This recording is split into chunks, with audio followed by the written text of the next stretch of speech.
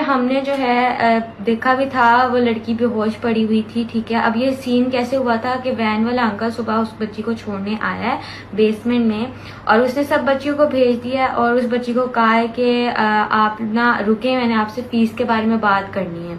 और उसे रोका और गार्ड को बुलाया और ये सब काम मतलब हुए हैं। और जब फिर उसकी चीखों की आवाज एक मेल टीचर ने सुनी है और फिर उसका एक लड़की ने उसको देखा भी था वहां पे कि वो बेहोशी की हालत में पड़ी हुई थी और उसकी कंडीशन बहुत ज़्यादा क्रिटिकल लग रही थी। ठीक है, और उसने उसकी वीडियो वगैरह भी बनाई थी।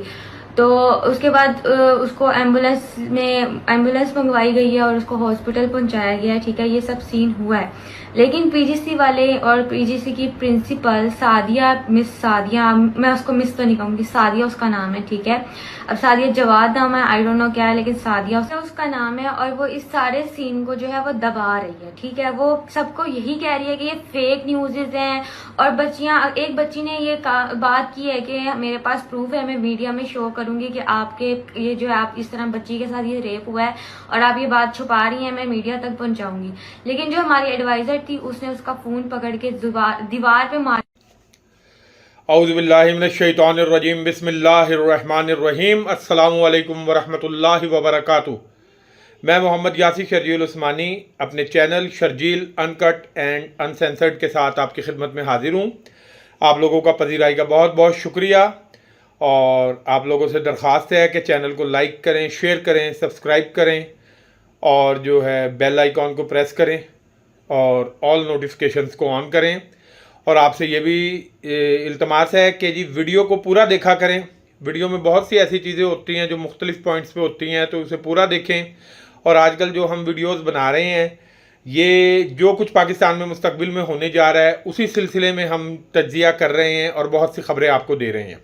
शुरू करते हैं जी आज की वीडियो। आज हम जिस मौजू पर बात करेंगे, लाहौर में हालात बड़े कशीदा हैं। स्टूडेंट्स निकले हुए हैं। पंजाब कॉलेज वाला वो वाकया एक बच्ची के साथ कि जी गार्ड ने रेप किया है, तो उस सिलसिले में जो है कल से गवर्नमेंट एक ही बात कहे जा रही है, ये एक औरत की गवर्नमेंट है।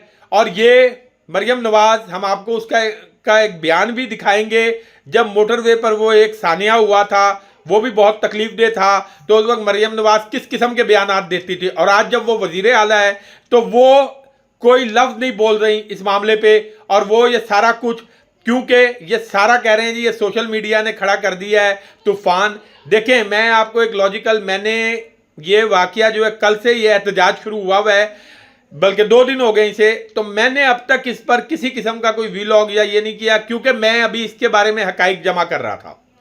गवर्नमेंट कह रही है जी ये सारा जो है प्रोपेगेंडा है। उन्होंने लड़की के माँ बाप भी बाप और चचा को भी पेश कर दिया है कि लड़की के साथ ऐसा कोई वाकया नहीं हुआ। दूसरी तरफ मैं आपको इस वीडियो के अंदर कुछ चीज़ें यानी कि क्लिप्स वगैरह कुछ शेयर करूंगा आपसे, जिसमें स्टूडेंट्स वाज़े तौर पे कह रही हैं कि जी ये वाकया हुआ है। तो जहां तक हमारे मुल्क में है कि जी किसी से बयान लेना या किसी से बयान दिलवाना, ये तो अब मामूली बात रह गई, इस पर कोई एतबार ही नहीं करता। जो 2 साल से इस मुल्क में बदमाशी चल रही है और जिस तरह लोगों को उठा उठा कर मनपसंद बयानात लिए जा रहे हैं, तो अगर ये वाकया हुआ है या नहीं हुआ अल्लाह बेहतर जानता है। लेकिन अगर ये वाकया हुआ भी है तो ये कोई ऐसी मुश्किल बात नहीं है कि उस लड़की के बाप और चचा को पेश करके उनसे अपनी मर्जी का बयान दिलवा दिया जाए।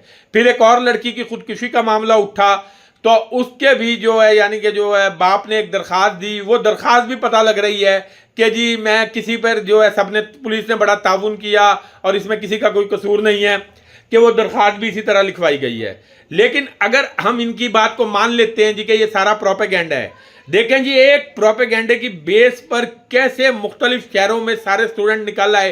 पहले एक कॉलेज के निकले, अब मुख्तलिफ कॉलेज के निकल रहे हैं। लाहौर में, गुजरावाला में, उकाड़ा में, इसी तरह मुख्तलिफ शहरों में बच्चे बच्चियां निकल रहे हैं, एहतजाज कर रहे हैं। पुलिस लाठीचार्ज कर रही है, प्रिंसिपल धमका रही है उस कॉलेज की डायरेक्ट स्टूडेंट्स को। इसी तरह जो है क्या नाम है, पुलिस धमका रही है कि आप लोगों के साथ कुछ ना हो जाए। ये चीज अगर फर्ज करें ऐसा कोई वाकया नहीं हुआ, तो क्या आप कुछ अरसे बाद इसे भी पीटीआई के खाते में डाल देंगे कि जी ये सारा भी पीटीआई ने करवाया और पीटीआई ने जो है लोगों को उकसाया और स्टूडेंट्स को निकाला? तो क्या ये सारे मुख्तलिफ शहरों के, मुख्तलिफ कॉलेजेस के, मुख्तलिफ यानी के इलाकों के स्टूडेंट्स इकट्ठे हो गए एक मौकफ पे इकट्ठे हो गए और इन सब ने यानी कि एक ही मौकफ लिया और वो मौकफ इनके जहन में पीटीआई ने फीड कर दिया। जो मुस्तकबिल नजर आ रहा है, देखें इससे पहले बहावलपुर यूनिवर्सिटी में जो कुछ हुआ और उसके बाद उस वाकये पर भी, क्योंकि वहां पर भी बासर लोग शामिल थे, पर्दा डाल दिया गया। इसी तरह हमारे मुल्क में जो भी ऐसे वाकयात होते हैं उसके बाद किसी भी वाकये पर कुछ अरसा यानी कि जो एहतजाज और ये सब कुछ होता है, लेकिन फिर किसी भी बासर शख्स को ना पकड़ा जाता है ना सजा दी जाती है। ये हमारी रिवायत है और यही हमारे मुल्क में अंधा कानून चल रहा है।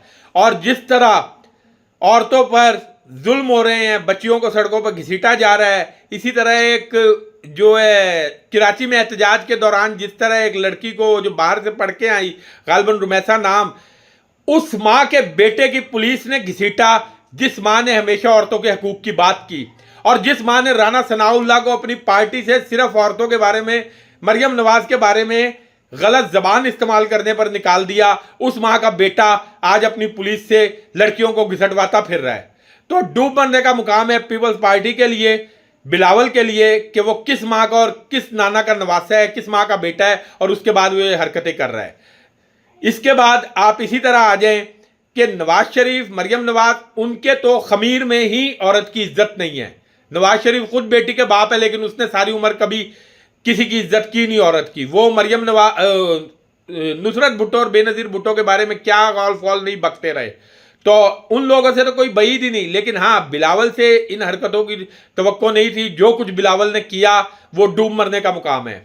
रह गई बात कि अगर इस वाकये में कोई हकीकत नहीं है और ये तो इतने बड़े पैमाने पे एहतजाज नहीं हो सकता, कुछ ना कुछ इस वाकये में है और एक गार्ड के पीछे इतनी यानी कि जो है ना पुलिस और हुकूमत और इदारा पूरा सपोर्ट नहीं कर सकता कि जी पूरे कॉलेज यानी कि जो सपोर्ट कर रहा है गार्ड के पीछे।